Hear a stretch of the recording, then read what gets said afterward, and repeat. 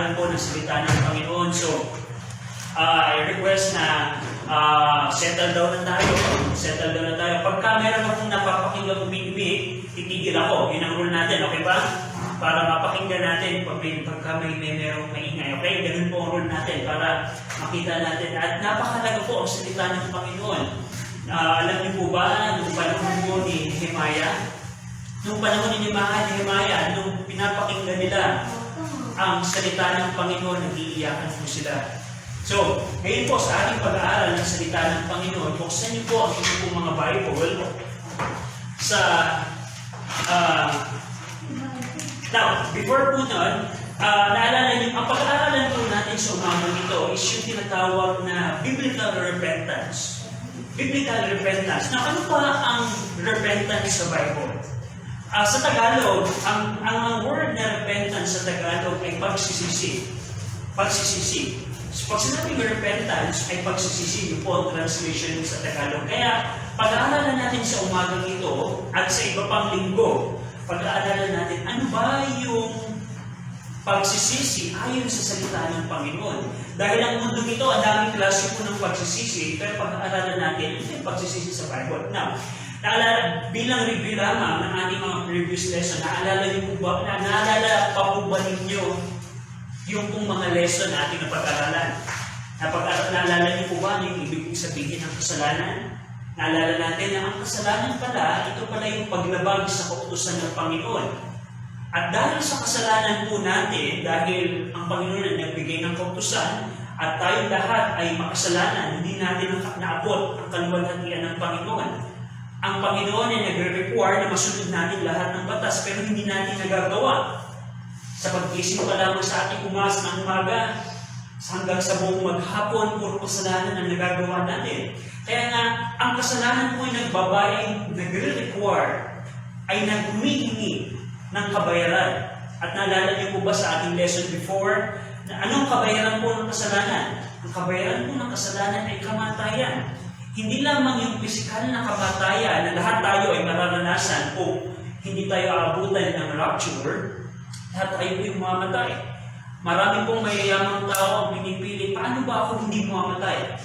Pero alam natin na lahat ng tao, mayaman ka man o hindi, lahat ay mamamatay. At alam niyo po ba, yan po'y resulta ng kasalanan. Pero bukod dun sa pisikal na kamatayan, na kabayaran ng kasalanan, meron pong tinatawag na ikalawang kamatayan. Alala niyo po ba yung dagat-dagatang apoy? Ang dagat-dagatang apoy po, ito po yung ikalawang kamatayan na walang hanggang susunugin ka sa dagat-dagatang apoy. Can you imagine na instead na sa tubig ka naglalangoy, lawa ng apoy, ang iyong pinaglalangoyan?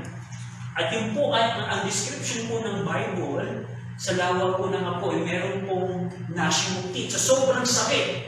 Sino sa inyo nakaranas ng mapasok? Ako, kahapon, ilang beses ako napasok sa kamay. Napakasakit po. Hindi ko, yung napahawak lang ako sa isang mainit na bagay kahapon, ito, lintog na kaagad, sobrang init. Ano pa yung lumalangoy ka sa lawa ng apoy? At yun po ang kaseryoso. At tandaan niyo po, ang ating Panginoon po ay seryoso sa kasalanan. Yung pangungupit ninyo sa inyong mga magulang ng 5 piso, ng 10 piso, akala natin, ay, okay lang yan, hindi naman nakita ni nanay, hindi naman nakita ni tatay. Yung pagsisinungaling natin, na pag nagtatanong yung ating magulang, o bakit ngayon ka nang umuwi? Tapos tayo nagsisinungaling. Yung pandadaya natin sa mga exam, yung pangungopia natin sa mga quizzes. Alam nyo, akala natin maliit na bagay lamang, pero sa ating Panginoon, hindi po maliit na bagay yan. Maliban na tayo magsisi sa ating mga kasalanan, tayong lahat ay mapapahamak sa dagat-dagatang apoy. At naalala natin, dahil po sa habag at pag-ibig ng Panginoon, ang Panginoon ay nagbigay ng paraan. Paano tayo makakatakas doon sa dagat-dagatang apoy? Nakita natin last week na ang Panginoon pala'y namatay para sa ating kasalanan, ang ating Panginoon Kristo. Katulad ng ipinangako ng lumang tipan, nakita ni Prophet Isaiah, nakita ni Prophet Daniel, King David, nakita ni Prophet Daniel, nakita ni King David na ang Messiah ay magbabayad sa ating mga kasalanan. At last week nakita natin na ang Panginoong Kristo ay namatay para sa ating kasalanan, siya'y inilibing, pero hindi po siya nanatiling patay. Sa mundo ito, marami nagsasabi sila ang Kristo. Meron ang taga-Davao kung naalala kung kilala ninyo. Pero ang pagkakaiba ng Panginoong Kristo, ni Panginoong Jesus, na taga-Nazareth, siya'y namatay pero siya'y nabuhay namang muli. Pagpapatunay na siya ang anak ng Diyos. Siya ang anak ng Diyos, siya ang Messiah. At nakita natin na kung ako'y mananampalataya sa Ebanghelyo, doon sa pagkamatay ng Panginoong Kristo para sa ating kasalanan, sa kanyang pagkalibing at pagkabuhay namang muli ayon sa salita ng Panginoon, yun ang kaligtasan. Din is saving faith. Naalala niyo po ba yung example natin ng si Jose Rizal? Na kung itatrato lang natin yung Ebanghelyo, yung ginawa ng Panginoong Kristo para sa ating kasalanan na parang intellectual na kaalaman lamang, na parang ay alam ko lang yan, pero hindi natin pananampalatayaan, hindi po tayo maliligtas. Now, that's saving faith. Now, sa umaga po ito, pag-aaralan naman natin, ano ba yung pagsisisi? Now, tingnan niyo po in Acts 20. Now, in Acts 20, 21, Acts, ang page number, natin ko lamang po ha, in Acts chapter 20, 21, page 440. Page 440. Page 440. Now, babasahin ko po. Page 440, Acts 20, 21. Page 440, Acts 20:21. Ang sabi po dito, si Pablo po, ang nagsasalita dito. Sabi noon, verse 21, testifying both to the Jews and also to the Greeks, repentance toward God and faith toward our Lord Jesus Christ. Now, sa Tagalog, na pinatotohanan kapwa sa mga Hudyo at gayon din sa mga Griego na ang pagsisisi tungo sa Diyos, at pananampalataya tungo sa ating Panginoong Hesukristo. Now, ito po ang talatang ito ay nagsapapakita na ang kaligtasan po ay sa pamamagitan ng dalawang bagay. Pagsisisi patungo sa Diyos at pananampalataya tungo sa ating Panginoong Hesukristo. Now, ang pagsisisi po ay hindi po niya kinokontra ang biyaya. Marami nagsasabi na kung ang pagsisisi daw ay kinokontra ang biyaya ng kaligtasan. Natandaan niyo, hindi po. Never po ang repentance ay ino-oppose ang biyaya. Dahil ang repentance or ang pagsisisi, ito po yung recognition ng isang individual sa pangangailangan po ng biyaya. Now, halimbawa ganito po. Tingnan niyo po, sino sa inyo nakapag-swimming na sa mga kabataan? Lahat kayo nakapag-swimming na, no? Halimbawa, may nakakita na ba sa inyong kaibigan o kamag-anak ninyo o kalaban ninyo na nalulunod? Meron ba kayong eksena na may muntik ng malunod? Ako sa aking pagsiswimming, never pa ako nakakita. Pero halimbawa ganito. Halimbawa, mayroong isang taong nalulunod. Nakita natin si nalulunod. Tapos, yung tao na yun, ayaw magpasagi. Halimbawa, si Ate Mikey. Halimbawa, si Ate Mikey hindi na makahinga. Pero sabi pa, huwag niyo magtulungan. Kaya kung maglango, nakikita na natin, hindi na siya makakahinga. Halimbawa, gano'n na meron isang taong nalulunod, pero ayaw humingi ng saklolo.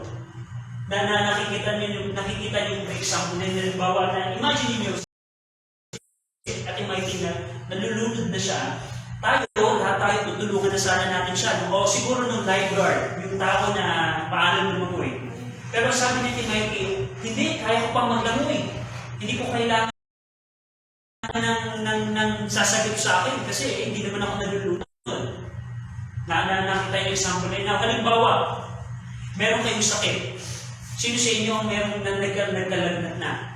Nagkasakit? O anong klaseng sakit? Now, di ba anong gagawin sa inyo ng inyong mga magulang kapag ka may lagnat? Papainumin kayo ng gamot. Now, halimbawa kung tayo ay indinayan na meron tayong lagnat. Nanay, hindi ko kailangan ng gamot kasi wala naman akong lagnat.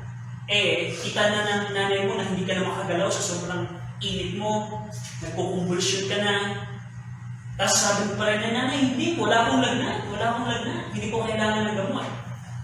Doon sa ehemplo na binigay ko sa inyo, yung nalulunod na ayaw humingi ng saklolo, dahil sabi niya, hindi ako nalulunod. Yung isang tao na may sakit, na nagsasabi na hindi ko kailangan nanay ng gamot kasi hindi naman ako nilalagnan. Yun ay ehemplo po ng kaligtasan. Now, ang kaligtasan po, maliban ng isang tao, pakinggan niyo po ito, maliban ng isang tao na makita niya ang kanyang kalalagayan, hindi po siya maghahanap ng tagapagligtas.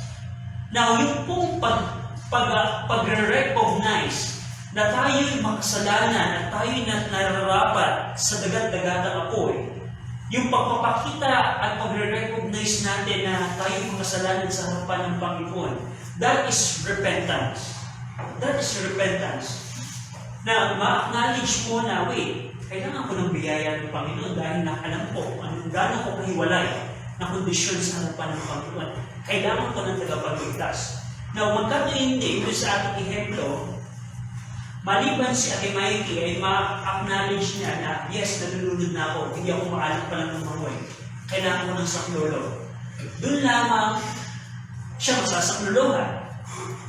Kapag ka ikaw ay may sakit at sinabi mo, sige, nanay, may sakit na ako. Hindi na ako komportable. Nanay, pahingin ng gamot. Doon ka lamang mabibigyan ng gamot. Nakita niyo po ba yung example? Magkagayon din po, tingnan niyo po in Matthew chapter 9, Matthew chapter 9, Matthew 9:13. Ang Mateo po ay page number 23. Page number 23. I think page number 24 pala. Page number 25, sorry. Page number 25. Page number 25. Page 26. Matthew chapter 9, verse 13. Matthew chapter 9, verse 13. And then, siguro basahin na din natin yung verse number 12, dun sa page 25. Now, ito po ang sabi ng Panginoon, Matthew chapter 9, verse 12. But when Jesus heard that, He said unto them, They that be whole need not a physician, but they that are sick. But go ye and learn what that meaneth, I will have mercy and not sacrifice. For I am not come to call the righteous, but sinners to repentance. Ang sabi ng Panginoong Kristo, ang isang tao na walang sakit. Ang sabi doon, datapwat ng marinig ni Jesus, iyon ay sinabi niya sa kanila, sila na mga walang sakit ay hindi nangangailangan ng isang manggagamot, kundi sila ng mga may sakit. Now, magkagayon din kung tayo ay walang sakit, o ina-acknowledge natin ay matuwid naman ako sa harapan ng Panginoon. Hindi naman ako makasalanan. Hindi naman ako mamamatay tao. Mabuting tao naman ako. Ganito din po kayo ng Panginoon na walang sakit. Kung i-acknowledge natin na wala tayong karamdaman ng kasalanan sa ating mga buhay, hindi natin makikita ang kahalagahan ng tagapagligtas. Kaya sabi ng Panginoong Kristo dito, wait, hindi ako pumunta dito sa lupang ito upang tawagin ang mga matutuwid. Ang tinutukoy dito ng Panginoon sa Kristong matutuwid, ito yung mga tao na self-righteous. Ito yung mga tao na inaakala niya na mabuti naman sila. Ito yung mga tao na nagtitiwala sa kanilang gawa sa pagsunod sa batas. Pero sabi dito ng Panginoon, ako'y napunta sa mundong ito, ako'y nandito upang tawagin ang mga makasalanan sa pagsisisi. At yun po ang repentance. Ang repentance po ay, pag-aaralan natin further sa mga next lesson, yung ano ba yung ibig sabihin pa ng repentance. But for introduction, ang repentance or ang pagsisisi, hindi po niya kinokontra ang biyaya ng Panginoon. Kung iisipin ninyo na, Brother RJ, kung ako'y magsisisi na, ibig ba sabihin nun, yung biyaya ng Panginoon na unmerited favor ay kinokontra na. Tandaan po, hindi po. Dahil pagka sinabing repentance, ito po yung pag-acknowledge natin na, kailangan ko ng biyaya ng Panginoon Para akong nalulunod na kailangan ko ng saklolo. That's a picture of repentance. Now, there is no saving merit in owning my true condition. Pagkagayon din po, there's no healing in acknowledging the nature of my illness. Katulad na example natin kanina, wala tayong kagamutan kung hindi natin i-acknowledge na yes, may lagnat ako. So, yun po. Now, ang repentance po, pag sinabing repentance, ito po ay mula sa salitang Griego na metanoia, na ang ibig sabihin is to change your mind. So basically, pag sinabing pagsisisi, or pag sinabing repentance, changing your mind towards something. Ibig sabihin, pagbabago ng attitude, pagbabago ng pananaw sa isang bagay. Now, ang repentance po'y napakahalaga dahil maliban na magbago ang pananaw natin sa kasalanan, maliban na magbago ang pananaw natin sa ating mga sarili, maliban na magbago ang ating isipan sa patungkol sa Diyos, na sino ba yung buhay na Diyos? Kasi tayo pong mga Pilipino, meron tayong maraming Diyos. Yung pong Diyos sa Quiapo, ginagawa natin siyang Diyos.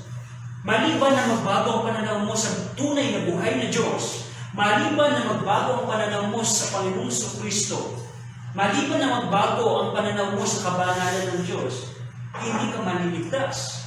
Hindi ka makakatakas sa dagat-dagat ng apoy because that is repentance. That is repentance. Pag sinabing repentance or pagsisisi, ito yung pagbabago ng pananaw. Ibig sabihin, oo nga, kung gaano ako makasalanan sa harapan ng Panginoon. Yung dati, kapag ikaw ay nagkakasala, ay wala kang pakundangan. Ako po, nung ako po'y bata, siguro mga kasing edad ni Mark, nung ako po'y bata, ako po'y magnanakaw na. As in, magnanakaw na. Hindi na po ako binibigyan ng pera sa bahay. Dahil po sana ako kumukuha ng pera. Ganun po ako. Pero, nung ako po'y maligtas, biblical salvation, nagbago yung aking pananaw sa kasalanan. Dati, kapag ako'y nakakasuway sa aking magulang, wala ko ng pakundangan. Pero ngayon, iba na po. Meron na akong ibang pananaw sa kasalanan. Meron din akong bagong pananaw, ibang pananaw po sa salita ng Panginoon at sa buhay ng Diyos. Now, that is the meaning of repentance. Sa Tagalog is, anong ibig sabihin ng repentance? It's a change of mind or change of attitude sa isang bagay. Now, titingnan po natin sa umagang ito, part ng ating lesson ngayong umaga, ano ba yung hindi ibig sabihin ng repentance? Kasi tandaan niyo po, ang mundo ito, marami silang kahulugan na patungkol po sa repentance. Kaya titingnan natin, ano ba yung mga maling pananaw ng mundong ito sa repentance? Una, repentance is not reformation or changing one's life. Ibig sabihin, ang repentance po hindi po pagbabago ng buhay. Ibig ba sabihin, Brad, nakita natin na ang kaligtasan pala ay repentance toward God and faith toward our Lord Jesus Christ. Ibig ba sabihin, kailangan mo magbago ng buhay? Yung bang sinasabi? No, hindi po. Ang repentance po hindi po pagbabago ng buhay. Ibig sabihin ba na kailangan mo na magbago ng buhay bago ako maligtas? Hindi po. Ang repentance po ay hindi po reformation at hindi po changing one's life. Dahil kapag nagbabago na ako ng buhay upang ako'y maligtas, yun po ay works salvation na. Pero alam natin in Ephesians chapter 2, verse 8 to 10, na salvation is not of human works. Hindi ko kailangan gumawa upang ako'y maligtas. Dahil ang kaligtasan po'y sa biyaya ng Panginoon. Sa una, makita natin na hindi ito reformation. Dahil ang reformation, ito po'y nagdi-deals with one's fellow man and with the things in this life. Whereas repentance deals with God and with eternal things. Ibig sabihin, kapag sinabing reformation, pag sinabing reformation, ito'y nagpapatungkol sa mga buhay ng isang individual. Ibig sabihin, ay kailangan kong magbago dahil ito pa lang aking ginagawa ay mali. Ay baka ako'y makulong. Naalala niyo po ba nung naging presidente 6 years ago? si Duterte, maraming adik po ang nagbago ang buhay. Binago nila yung kanilang buhay kasi takot sila na baka sila ay makulong. Takot sila na sila ay matukhang. Naalala niyo po ba yun? Maraming nagbago ang buhay pero hindi po yung repentance. Pag sinabing repentance, hindi ito yung pagbabago ng buhay, ito yung pagbabago ng isipan mo sa kasalanan in relation to God. Now, that's one false view of repentance. The life-changing part of salvation is God's part, not man's. Tandaan niyo po yan. Kasi po pagka ang reformation or changing your life or changing one's life, yun po ay trabaho na ginagawa ng tao. Kasi halimbawa, ako ay isang maninigarilyo, ako ay manginginom. Halimbawa, ako ay manginginom at sasabihin ko ay kailangan ko magbago ng buhay kasi kailangan ko maligtas sa pagtingin sa aking panginginom. Now, sino na nagtrabaho sa kaligtasan kung ang repentance ay pagbabago ng buhay? Yung tao na. Kasi siya yung nagbago ng tumigil sa panginginom. Ako na yung tumigil sa paninigarilyo. Pero hindi po yun ang biblical salvation. Ang biblical salvation, ang Diyos ang gumawa entirely. Ang Diyos ang gumawa entirely sa kaligtasan. So, pag sinabing repentance, una, hindi siya pagbabago ng buhay. So, kung iniisip niyo mga kabataan ay kailangan mo muna magbago ng buhay para ako maligtas, hindi po yan. Pangalawang view ng maling pananaw ng repentance, unang maling pananaw ay pagbabago ng buhay. Ibig sabihin, pag sinabing repentance, hindi ito pagbabago ng buhay. Pangalawa, repentance is not doing penance o pagpipinitensya. Ang repentance ay hindi pagpipinitensya. Naalala niyo pagkamahal na araw, ang dami po ang naglalaki ko ng kanilang likod. Naalala ko nung ako may bata. Every whole week, during April, I think April, sineselebrate siya ng mga Catholic. Dahil ako po ay dating Catholic. Ang ginagawa namin, naglalakad kami ng malayo papunta sa simbahan. Napakalayo po na, nilalakad namin ng madaling araw pa lamang dahil yung aming penitensya. At ang repentance po ay hindi po penitensya. Marami pong, especially sa mga Catholic Bible po, sa mga Catholic Bible, maraming terms sa Bible nila na sa original po ay repentance ang nakalagay, pero pinalitan ito ng penitensya. So, tandaan niyo po, pagka sinabing repentance, hindi ito yung, pag sinabing penitensya is parang sasaktan mo yung sarili mo. Yung po ang ginagawa ng maraming tao kapag mahal na araw, di ba? Meron mga sa Pampanga, mga nagpapapako. Pero pagka pinako, merong ambulansya na nakahintay. Nung Panginoong Kristo po yung pinako, wala pong ambulansya na nakabang. Hindi nila kaya pong gawin ang ginawa ng Panginoong Kristo. Hindi po sa pamamagitan ng penitensya, tayo po ay makakaranas ng kaligtasan. Kung iisipin mo na, kailangan mo palang saktan yung aking sarili. Kailangan ko palang hindi kumain ng ilang araw para may maligtas. Hindi po yun. That's the second view. Second false view. Now, pangatlo, na maling pananaw sa repentance, ang repentance is not remorse for wrong action. Ito yung kalungkutan. Ito yung parang may nagawa kang mali, pero sobrang sisi mo sa nagawa mong mali. Hindi po yung repentance. Hindi po yung repentance. Repentance is not remorse. Pag sinabing remorse, dalawa pong ehemplo sa Bible, ang akala natin parang nag-repent, pero hindi sila nag-repent, sila yung nag-remorse. Sa Old Testament po ay si King Saul. Naalala niyo ba si King Saul? Si King Saul po, napakadami po niyang pagsuway sa ating pong Panginoon. At merong punto po ng buhay ni King Saul na siya po ay nag-remorse, pero hindi po siya nag-repent. Dahil, kung siya ay nag-repent, alam niya dapat ang tamang paraan para bumalik sa ating Panginoon, pero hindi po siya nag-repent. Pangalawa pong ehemplo, sino po nakakakilala kay Judas? Judas Iscariot. Si Judas po, hindi po siya nag-repent. Siya po ay nag-remorse. Nung nakita ni Judas na itinakwil niya at pinagkanulo niya ang kanyang master, ang ating Panginoon Kristo, anong ginawa ni Judas? Isinakuli yung silver na ibinigay sa kanya ng Sanhedrin, ng high priest, probably. binigay ng mga rulers ng Israel. At anong ginawa ni Judas? He killed himself. Nagbikti po siya. Kumuha siya ng lubid, tinali niya sa puno at nagpakamatay siya. And that is a remorse. And that's not repentance.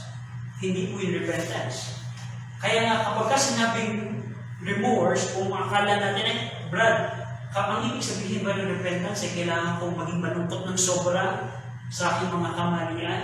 Hindi po. That's not repentance. Now, pangapat, repentance is not believing in Christ. It's not merely believing in Christ. Ibig sabihin, Brother RJ, kapag ba ako'y nanampalataya sa Panginoong Kristo, repentance na yun? Hindi po. Dahil tandaan niyo po, ang repentance po ay iba sa pananampalataya. Magkaibang bagay po siya. Pero dapat silang laging magkasama. Dahil yun po ang tatandaan nyo.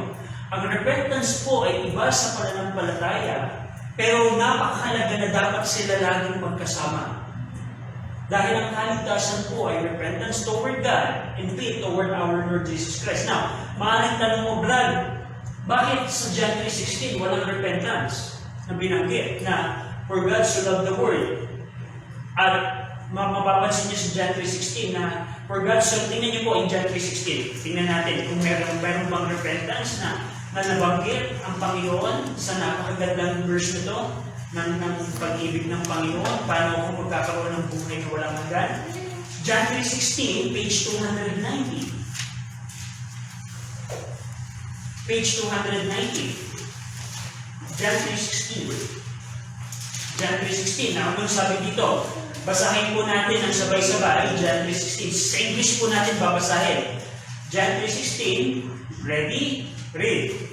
For God so loved the world that He gave His only begotten Son, that whosoever believeth in Him should not perish, but have everlasting life. Now, bakit binanggit doon na whosoever believeth?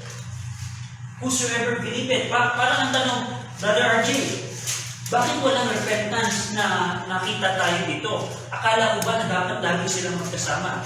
Now, ito po ang tatandaan nyo. Ang repentance po at pananampalataya napakahalaga na laging magkasama sa kaligtasan ng individual. That's the truth.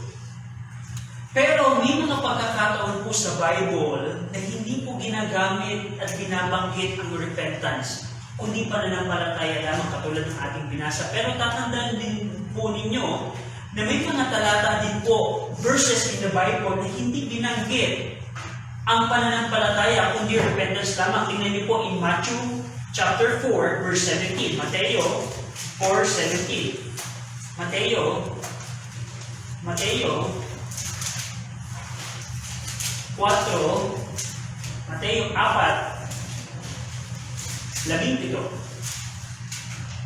Mateo 4, that is page 9. Page number 9. Matthew chapter 4, verse 17. Now, anong sabi po dito ng ating Panginoong Kristo? Matthew 4, verse 17. From that time, Jesus began to preach and to say, repent, for the kingdom of heaven is at hand. Napansin niyo po, walang binanggit ang Panginoon na believe, kundi repent lamang. So, may mga pagkakataon din po sa Bible na hindi binabanggit ang believing. Now, ano po ang dahilan po nun? Ang dahilan po nun is depende po sa kalagayan po ng individual na dinidil ng isang tao, ng Panginoon, ng Apostol Pablo, ni Pedro. Kung mapapansin, depende po siya sa pagkakataon. Pero, naalala niyo po ba yung lesson natin every afternoon? Kung paano natin properly na may interpret ang salita ng Panginoon? Naalala niyo ba na kailangan natin i-compare Scripture by Scripture? Naalala niyo po ba yun? Na bahagi ng pag-aaral natin, kailangan natin tingnan the whole counsel of God. At kung pag pinag-aaralan niyo po ang Bible, the whole counsel of God, salvation, is repentance toward God and faith toward our Lord Jesus Christ. Maraming pagkakataon na pananampalataya lamang ang binabanggit. Meron pagkakataon na repentance lamang ang binabanggit. Pero kung titingnan natin, dalawa po silang napakalaga. Kaya nga, ika-apat na Paul's view ng repentance is merely believing in Christ. Tandaan niyo po, ito po, ika-4 na ito, marami pong simbahan, maraming Baptist churches ang naniniwala na ang repentance ay kapareho ng believing. Kapareho ng believing, ng faith. Now, ano ba ang repentance? Ano ba yung repentance? Yung pag-aaralan natin ngayong umaga. But before that, tingnan niyo muna sa ating verse, sa Luke 13:3. Sa Luke 13:3. Now, Luke 13:3.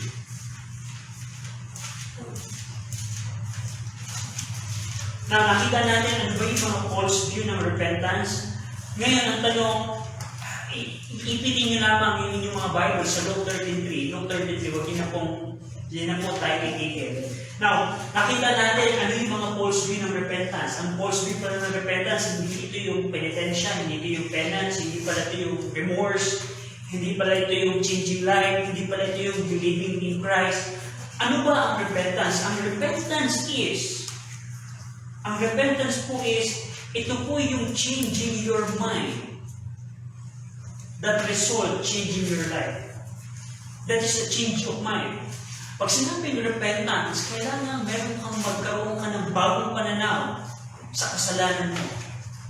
Magkaroon ka ng bagong pananaw sa Panginoon. Magkaroon ka ng bagong pananaw sa Panginoon Kristo. Magkaroon ka ng bagong pananaw sa batas ng Panginoon. That is repentance. That is the main meaning of repentance. Pero sa ating pag-aaral in the succeeding lesson, pag-aaralan natin, ano yung ibig sabihin ng changing your mind? Ano yung ibig sabihin ng tanggapin ang Panginoon bilang Panginoon? Yun po ay bahagi po ng repentance. Repentance is a good topic po na kailangan nating maunawaan. Now, pag sinabi pong repentance, kailangan magkaroon ka ng bagong pananaw. That's the thing. Yung bagong pananaw, halimbawa, bagong pananaw sa kasalanan. Kung akala mo, ang kasalanan ay parang maliit na bagay lamang. Yung pagsisinungaling, yung pagnanakaw mo, yung pandadaya mo sa exam, yung pagsisinungaling mo kina nanay at tatay, o akala mo maliit na bagay lamang na dapat mabagong pananaw mo dyan. O akala mo ang Diyos na buhay ay yung nahahawakan, akala mo yung Diyos ay yung pinapalala kapag January sa Quiapo, o akala mo na ang Diyos ay yung mga maliliit na merong maliit, merong maliti, merong iba, merong nakapago, hanggang ngayon nakapago pa rin sa estado nila. Kung yun ang pananaw mo ng Diyos, kailangan mabago ang pananaw mo. That's repentance. Kailangan mabago ang pananaw mo sa iyong sarili. Kasi kung akala mo mabuting tao ka, kung akala mo na tama ka sa lahat ng bagay, kung akala mo matuwid kang tao, kailangan mabago ang pananaw mo dyan. Kailangan mabago ang pananaw mo sa salita ng Panginoon. At marami pang bagay. That's repentance. Now, sa Luke 13:3, dito tayo titigil. Sa Luke 13:3, sa verse number 1 muna, dun sa ating binasa kanina sa ating scripture reading, may mga tao, habang ang Panginoon Kristo, dito sa eksena ito, habang ang Panginoon Kristo ay nagtuturo, merong mga nagsabi na, Panginoon, naalala mo ba na yung mga Galileans? Ang Galileans po ay parang tayo, mga Pilipino. Tayo po, dahil tayo mga taga-Pilipinas, ay tinatawag tayong Pilipino. Yung pong mga Galileans, ito po yung mga tao na nakatira sa Galilee. Sila po yung Galileans. Nagsabi ng mga tao, Panginoon, naalala mo ba yung mga Galileans na ang ginawa ni Pilato ay pinaslang sila at yung kanilang dugo ay hinain doon sa kanilang mga inaalay sa templo? Ang sabi ng mga tao, Panginoon, naalala mo ba yung mga tao na nabagsakan ng tore sa Siloam? Ang sabi ng mga tao nito, pinapakita nila, Panginoon, naalala mo ba yung mga tao na matay? Sabi nila, ang paniniwala ng mga tao ito na nakausap ang Panginoon Kristo ng Panginoon, yung mga tao yun napakasasama. Kaya sila pinatay ni Pilato, kaya sila nabagsakan ng tore, dahil ang sasama nila. Pero anong sabi dito ng Panginoon Kristo? Tingnan niyo po sa verse number 3. Verse number 3, sinasabi ko sa inyo, hindi, datapwat malibang kayo ay magsisi, kayong lahat ay gayon din mapapahamak. At ito yung pananaw ng mga tao na kausap ng Panginoon Kristo. Pananaw nila, yung mga tao na namatay ay sila ay may higit na makasalanan kaysa sa kanila. At yan po ang katotohanan sa ating buhay sa panahon ito. Akala natin yung mga nakakulong lamang ang marurumi. Sila lamang yung mga makasalanan. Sila lamang yung gumagawa ng mali. Tayo na hindi nakulong. Tayo na malaya, tayo na mabubuti. At hindi po ang problema minsan sa mga tao po, sa mga kabataan na laging nasa simbahan. Huwag niyong isipin, especially kayo po mga kabataan, na porket kayo po ay laging nasa simbahan, kayo ay mas mabuti kaysa sa mga hindi nagsisimba. Ayun po ang pananaw ng mga tao nito na Panginoon, mas mabuti kami kaysa sa kanila. Mas matuwid ako kaysa sa mga tao na kakulong. Mas magaling akong bata. Mas magaling akong tatay. Mas mabuti akong tatay. Mas mabuti akong asawang babae. Anong sabi ng Panginoon sa Kristo? Hindi. Datapwat maliban na kayo ay magsisi, gayon din kayo mapapahama. At magkagayon din po sa ating panahon, maliban na mabago ang pananaw nyo sa inyong sarili. Maliban na mabago ang pananaw nyo sa kasalanan. Napag-aralan na po natin ang kasalanan, previous lesson. Maliban na mabago ang pananaw nyo sa buhay na Diyos, sa pag-ibig ng Panginoon, lahat tayo ay mapapahamak. Ano yung kapahamakan na tinutukoy dito ng Panginoon? Ang kapahamakan po ito po yung nabanggit natin kanina, nakapahamakan po sa dagat-dagat ng buhay. Maliban na kayo ay magsisi, kayong lahat ay gayon mapapahamak. Yan po ang salita ng Panginoon sa Kristo. Yan po ang mensahe ng Panginoon sa Kristo sa mga tao na nagsasabi, Panginoon, mas mabuti kami kaysa dun sa mga Galilean. Mas mabuti kami kaysa dun sa mga taga-Siloam. Hindi po. Now, in application sa ating panahon, kung akala mo pa rin sa umagang ito, ikaw ay mabuti. Kung akala mo yung paggawa ng mabuti ang magdadala sa iyo sa kalangitan, kung akala mo na ang sakramento ang magdadala sa iyo sa buhay na walang hanggan, kung ikaw ay nagtitiwala pa rin sa kay Mary, kung ikaw ay nagtitiwala pa rin sa good works, kung ikaw ay nagtitiwala pa rin sa pagsisimba para ikaw ay maligtas, kung ikaw ay nagtitiwala pa rin sa mga maraming bagay, maliban sa Panginoong Kristo, hindi ka po maligtas. Kailangan mo mabago yung pananaw mo. That's repentance in a nutshell. Now, ang question right now is, how do you see, paano mo nakikita ang kasalanan? Ang kasalanan ba ay parang maliit na bagay pa rin sa'yo? Yung pagsisinungaling nyo kay nanay, kay tatay? Yung hindi nyo pagsunod kay nanay at tatay, para bang maliit na bagay lamang yun? Hindi po. Dahil napag-aralan natin, ang kasalanan ay may kabayaran. At kung maliban na mabago ang pananaw mo sa kasalanan, sa iyong sarili, sa Panginoon sa Kristo, kayo ay mapapahamak, sabi ng Panginoon sa Kristo. Except you repent, except malibang kayo magsisi, kayo mapapahamak katulad ng mga Galileans na yun. Tayong lahat ay manalangin, shall we pray? Ang manalangin Diyos po na makapangyarihan sa lahat, salamat po sa inyong pong salita na aming pinag-aralan. We pray and ask na ang Banal na Espiritu ay patuloy na mag-usap sa amin pong mahiling imbitasyon, kayo po magbigay sa amin ng pangunan. Sa ngalan po na aming Panginoon sa Kristo. Amen. Kung meron kayong gusto yung panalangin sa Panginoon, manalangin tayo na 2 to 3 minutes. At please, huwag po kayong mag-make ng noise pagtapos na po kayo. Para hindi tayo fast. 2 to 3 minutes po.